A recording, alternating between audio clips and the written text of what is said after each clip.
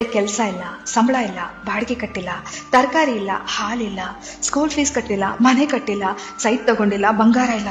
ಅಬ್ಬಬ್ಬಾ, ಎಷ್ಟೆಲ್ಲ ಸಮಸ್ಯೆಗಳು ಅಲ್ವಾ? ಫ್ರೆಂಡು, ಒಂದ್ ಹೇಳ್ತೀನಿ, ನೆನ್ಪಿಟ್ಕೊಳ್ಳಿ. ನಮ್ಮ ದೇಹದ ಆರೋಗ್ಯ ಎಲ್ಲಿವರೆಗೂ ಚೆನ್ನಾಗಿರುತ್ತೋ ಅಲ್ಲಿವರೆಗೂ ನಮಗೆ 1000 ಸಮಸ್ಯೆಗಳಿರುತ್ತೆ. ಯಾವಾಗ ನಮ್ಮ ದೇಹದ ಆರೋಗ್ಯ ಕೆಡುತ್ತೋ ಆಗ ಉಳಿಯೋದು ಒಂದೇ ಸಮಸ್ಯೆ, ಅದು ಆರೋಗ್ಯ ಸಮಸ್ಯೆ. ಎಲ್ಲ ಸಮಸ್ಯೆಗಳನ್ನ ಎದುರಿಸೋಕೆ ಮೊದಲು ನಾವು ಚೆನ್ನಾಗಿರ್ಬೇಕು. ಊಟ ಇಲ್ಲದೆ, ನಿದ್ದೆ ಇಲ್ಲದೆ, ಎಲ್ಲದ್ರ ಬಗ್ಗೆ ಯೋಚನೆ ಮಾಡಿ ಆರೋಗ್ಯ ಕೆಟ್ಟಾಗ ಏನ್ ಪ್ರಯೋಜನ ಹೇಳಿ? ಇವತ್ತು ನಾವು ಚೆನ್ನಾಗಿದ್ದೀವಾ? ಕೈಕಾಲು ಚೆನ್ನಾಗಿದ್ದು ಹತ್ತೋಕೆ ಇಳಿಯೋಕೆ ಆಗ್ತಿದ್ಯಾ? ಖುಷಿ ಪಡಿ, ದೇವರಿಗೆ ಕೃತಜ್ಞತೆ ಹೇಳಿ. ಆಮೇಲೆ ನಿಧಾನವಾಗಿ ಕೂತು ಎಲ್ಲಾ ಸಮಸ್ಯೆ ಎದುರಿಸುವಿರಂತೆ. ಹೇಗೆ ಬದುಕು ಕಟ್ಕೋಬೇಕು, ದುಡ್ಡು ಹೇಗೆ ಮಾಡಬೇಕು, ಕಾರ್ ಹೇಗೆ ತಗೋಬೇಕು, EMI ಕಟ್ಟಬೇಕಾ, ಆಮೇಲೆ ಯೋಚನೆ ಮಾಡಿ. ಆದ್ರೆ ಅದೆಲ್ಲದಕ್ಕಿಂತ ಮುಖ್ಯವಾದದ್ದು ಸರಿಯಾದ ಊಟದ ಕ್ರಮ, ನಿದ್ದೆ, ವ್ಯಾಯಾಮ, ಮನಸ್ಸು ದೇಹನ ದೃಢವಾಗಿಟ್ಕೊಳ್ಳೋದು. ಯಾಕೆಂದ್ರೆ ಆರೋಗ್ಯ ಸರಿ ಇಲ್ಲ ಅಂದ್ಕೊಳ್ಳಿ, ನಾವು ಇದ್ಯಾವುದ್ರ ಬಗ್ಗೆನೂ ಯೋಚನೆ ಮಾಡಕ್ಕೆ ಹೋಗಲ್ಲ ಫ್ರೆಂಡು.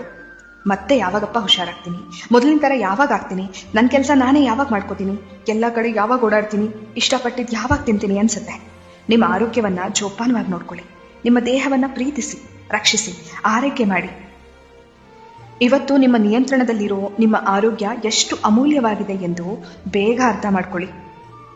ಎನ್ನ ಕಾಲೇ ಕಂಬ, ದೇಹವೇ ದೇಗುಲ, ಶಿರವೇ ಹೊನ್ನ ಕಳಶವಯ್ಯ ಎಂಬ ಬಸವಣ್ಣನವರ ವಚನದಂತೆ ನಮ್ಮ ದೇಹ ಶಿವ ನೆಲೆಸುವ ದೇವಾಲಯವಾಗಲಿ, ಆರೋಗ್ಯವೇ ಮಹಾಭಾಗ್ಯವಾಗಲಿ. ನೀವು ಕೇಳ್ತಿದ್ದೀರಾ ಭಾವಗಳ ದನಿ. ನಾನು ಕನ್ನಡದ ಅಪ್ಪಟ ಅಭಿಮಾನಿ.